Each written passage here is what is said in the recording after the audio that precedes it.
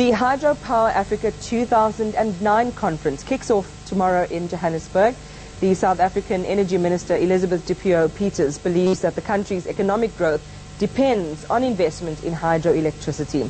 For more on the conference, I'm joined from our Cape Town studios by Nicholas McDiarmid. He's a power expert and editor of ESI Africa, a trade magazine for the power industry. Good morning, Nicholas. Thanks for joining us. Can hydropower really become a reality for Africa?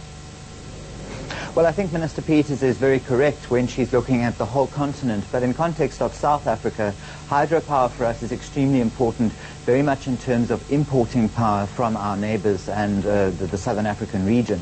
The potential of hydropower is extremely great on the continent. At present, we deploy about 10% of the continent's available hydropower or hydropower potential. And in essence, when one actually looks at implementing full-scale projects in the long term for hydropower, it's a source of energy that could actually power the entire continent and then some. We could even be exporting to Europe in time. If it's so great, I mean, why haven't we focused on this more in the past? I mean, I know we're talking about putting an awful lot of money into things like the pebble bed PBMR, and turning to nuclear power as a source of power in this country. I think hydropower is very unique in terms of the level of regional cooperation that's required. One of our major watercourses, you'd know, is in the Congo, in DRC, which of course is the Congo River. That is the DRC itself has had absolutely no political stability for such a long time now, and that's only beginning to take place over the last 2 years, and we're beginning to see some kind of stability in that country. But then beyond the country, you need a lot of regional cooperation.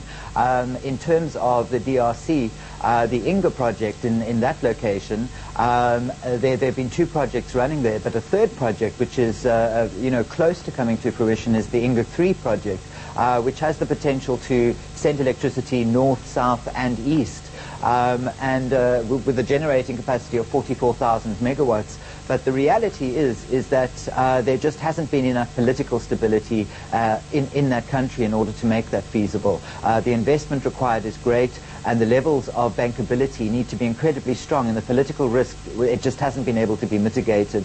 The reality now is that that's getting better. There is a joint venture called Westcore, which comprises of South Africa, Angola, Botswana, Namibia and the DRC. These 5 countries, it's headed up by Pat Naidu, who's one of our key speakers at the conference in Sandton.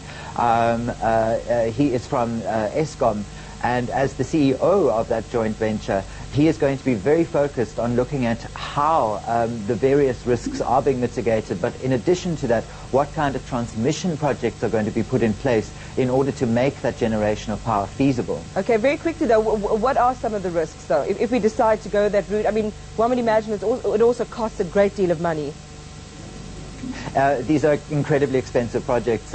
Simply for that Inga 3 project I referred to earlier, you're looking at a minimum investment of anywhere between 40 and 80 billion US dollars. This is not small money. The risk involved, obviously, is where is the return on investment? That's key. The next risk is, as I mentioned before, the political risk. When you talk about power, you talk about off-take agreements and power purchase agreements. These agreements are incredibly technical.